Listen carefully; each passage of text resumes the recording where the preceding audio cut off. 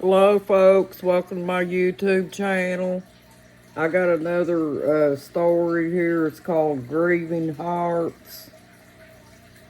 It's a hard thing to deal with when you lose someone close to you, but everyone needs to find their own ways of grieving. Not everyone cries when they lose someone because of the devastated feeling of the loss.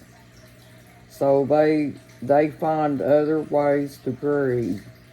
Me, I come to terms with the fact that I lost my son because he belongs to God, not me. God only lent him to me for a while to enjoy, and that it was meant for him to leave the earth.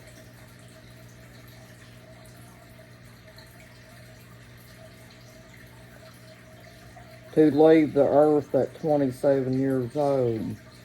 My husband lost his daughter in 2006. She was hit by a car. My son was killed by a train. We burned memorial candles on their birthdays, learning the ideal that we all belong to God helps us cope with the loss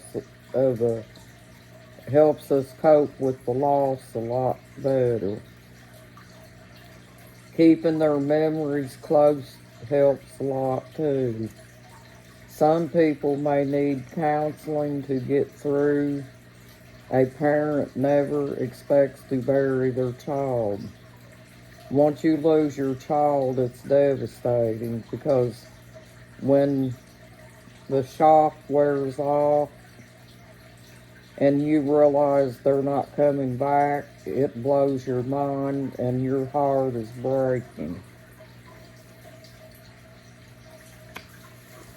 Turning the page, folks. With time, it eases up but never goes away.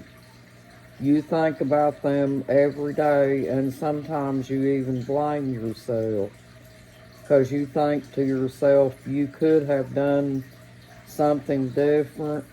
This is when grief tries to destroy you. But if you know you still have to go on living and find your way of dealing with the loss, I have God in my life, so He helps me to cope, and He is also helping my husband too. My husband will burn his candle this month, the 16th of December. This was his daughter's birthday. My son's birthday is August the 6th. That was my other story there, folks, about grieving hearts. A lot of people have problems, with losing someone that's close to them and stuff, folks. And each individual has their own way of grieving. Not everyone breaks down right away and starts crying and everything, folks, because the reason being, some people, the shock of losing a person takes your mind off of that. You still are trying to come to terms with the fact that you lost that person. And so it takes you a while. You may cry later on down the line, which I did. But when it first happened, I was really having a hard time with it. When I got the phone call about him being dead and stuff like that, it took me a little while to really believe that he was. I thought it was a joke, but no, it wasn't a joke, folks. And that's just how Some people were. That's how I was, folks. But everybody has different ways of dealing with things, you know. 'Cause, you know, you've seen people at a funeral or whatever, they're not crying at the time. And it's because the feeling of them being gone, folks, hasn't really sunk in. You're still thinking to yourself that it's not really true, even though you see the person and everything laying in the casket. Uh, it's still kind of hard to come to terms with it. And I was in denial all the way up until I walked up and seen my son laying there, and I was like, "Yeah, it's real." You know, and that's real devastating, folks. Because, you know, parents don't really expect to bury their children. And that's one thing that is kind of hard on people. You know, because I know there's a lot of people all over the world, you know, that's lost a child and they don't really know how to deal with it. There's some people that literally have to get counseling for it, folks, you know. They have to talk about the way they feel on the inside to a professional and let them know, you know, because, you know, some people have a hard time bottling up their feelings inside, and they have to let them out to try to work forward to healing. Well, I just dealt with it the best I could, folks, and I don't remember who it was that told me one day that there was a person that told me that God, you know, that saying that we all belong to God, and, you know, someday we're all going to have to face up to that, folks. And, you know, ever since I heard that saying, folks, that helped me to move forward and realize that, yeah, it's going to happen to all of us someday, folks, and we all belong to God, you know.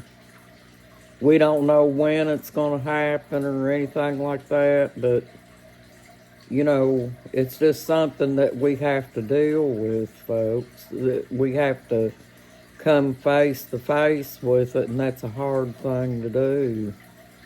It really is. But it was kind of hard on me, folks, because I had been pulling swing shifts and double shifts back when I used to work at a convenience store. And I was really tired, you know. And I think I went home. Let's see, I think as far back as I remember, I went home before I found that out. And I think I was just getting ready to lay down and go to sleep, you know, to get some rest before I had to go back into work. And then I got that devastating phone call, folks. And boy, I mean, when I got that phone call, it just immediately woke me up, even though I was really tired. And I had all kinds of thoughts going through my head at one time, and I didn't know what to do, folks. I was really upset. But I had to call and find out if it was really true. And it wasn't necessarily that I was trying to call anybody a liar or anything like that, folks. It's not that. It's kind of hard to explain. You know, I guess it's just a thing to where you don't really want to believe it. Not really trying to say that someone's lying to you. You know what I'm saying, folks. But I wanted to come in here and share that with you folks because my husband's daughter's birthday is December the 16th.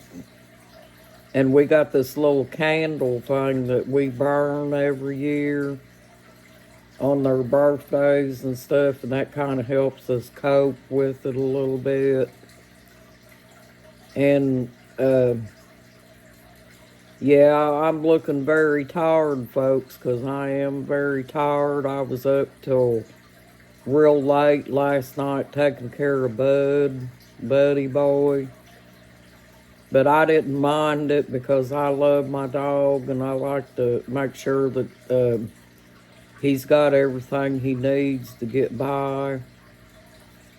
But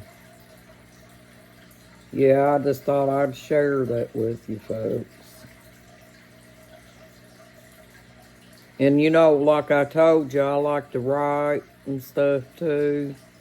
So I just come up with different thoughts in my head about different stories to write about. And if I sit down by myself and really truly concentrate, I could probably come up with some good stories to write, folks. But anyway, I'm going to say good night, folks, and I hope you have a good night and a blessed night too. You got this and you're awesome. Bye-bye. Get some rest, folks. Bye.